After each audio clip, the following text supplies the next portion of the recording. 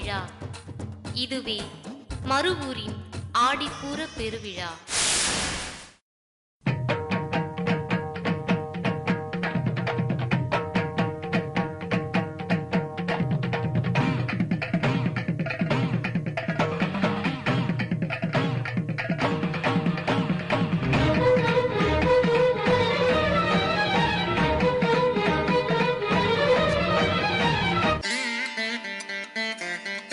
ஆடி மாதம் இது ஆன்மீக மாதம். இலையுதிர் காலம் முடிந்து வசந்த காலம் வனப்போடு வளரும் மாதம். பச்சை பசேலென இலைகளாகவும் செக்கச் சவேலென மலர்களாகவும் அன்னை ஆதிபராசக்தி துளிர்விடும் காலம். ஆன்மீக நெஞ்சங்களில் குளிர்வரும் காலம். ஆன்மாக்களோடு உறவாட அம்மா ஏற்படுத்திக் கொள்ளும் இன்னும் ஒரு சந்தர்ப்பம் இந்த ஆடியிலே வருகிறது. ஆம், வந்து விட்டது மருவத்தூர் மண்ணில் ஆடிப்பூர பெருவிழா. அன்னைக்கு உகந்த ஆடிப்பூரம் இதோ வந்துவிட்டது. பசியார ஒரு கை கஞ்சி கேட்டும் களைப்பார ஒரு குவளை பால் கேட்டும் அன்னை நம் அன்பை பரிசோதிக்கும் விழா. ஆடி மாதம் ஒதுக்கத்தக்க மாதம் அல்ல, ஓங்காரம் பேசும் மாதம் என சொல்லும் விழா. ஆடி மாதத்தில் அம்மா தன் அங்க பலத்தால் இந்த அகிலத்தை சுத்திகரிக்கும் விழா.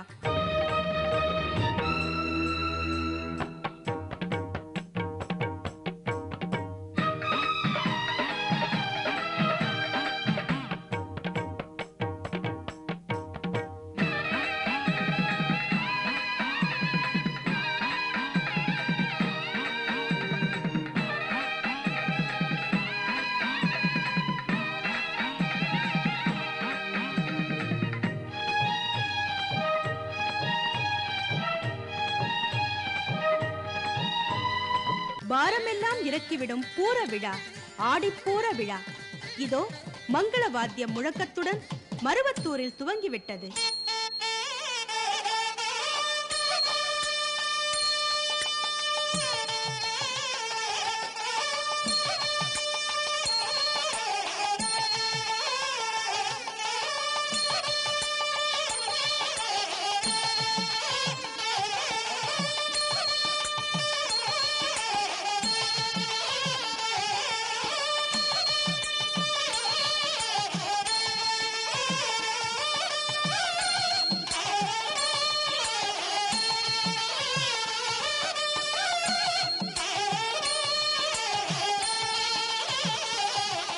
இந்த ஆடிப்பூரத்தை கருவியாக கொண்டு அன்னை ஆதிபராசக்தி நடத்துகின்ற அற்புதம் என்ன என்ன! ஒரு மகான் வடிவில் வந்து நிகழ்த்தும் மாயங்கள் என்ன! வாருங்கள், நாமும் கொஞ்சம் பார்க்கலாம்.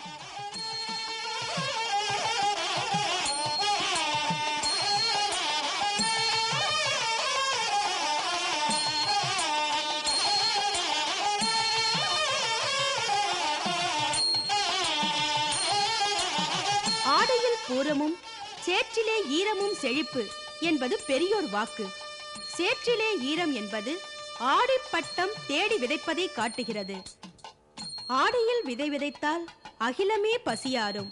அம்மாவோ ஆன்மீகம் விதைக்கிறாள், அதில் ஆன்மாக்கள் அத்தனையும் பசியாரும்.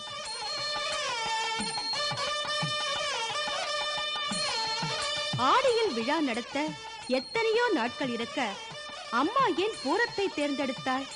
பூரம் அம்மாவிற்கு உகந்தது. பூரம் பக்தியின் சிறந்த வெளிப்பாடு. எப்படி? உதாரணத்திற்கு இதை சொல்லலாம். கோதை ஆண்டாள் பூரத்திலேதான் அவதரித்தாள். ஆண்டாள் பக்தியின் அடையாளம்.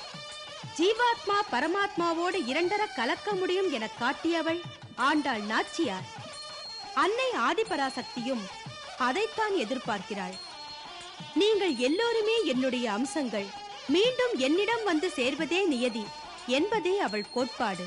அதற்கு ஆடிப்பூரம் நல்ல ஏற்பாடு. அகிலமெல்லாம் சிதறி கிடக்கும் தன் அருமை பிள்ளைகளை இந்த 2 நாளில் தன் ஆலயத்தில் கூட்டி அழகு பார்க்கிறாள் நம் அன்னை. கஞ்சி வார்க்கச் சொல்லி பாச பரிவர்த்தனை செய்கிறாள். பால் ஊற்றச் சொல்லி பாவ பரிகாரம் செய்து வைக்கிறாள். அங்கவலம் வந்து நம் அழுக்கையெல்லாம் அவள் ஒத்தி எடுக்கிறாள். இந்த 3 உயிர்ப்பான நிகழ்ச்சிகள் மூலம் அம்மா நமக்கு எத்தனையோ உண்மைகளை உணர வைக்கிறாள். கலியுக பிருந்தாவனமாம் இந்த மருவத்தூர் மண்ணில் 2 நாள் வெகு விமரிசையாக நடைபெறும் இந்த ஆடிப்பூர விழாவின் முதல் அம்சம் கஞ்சி வார்த்தல்.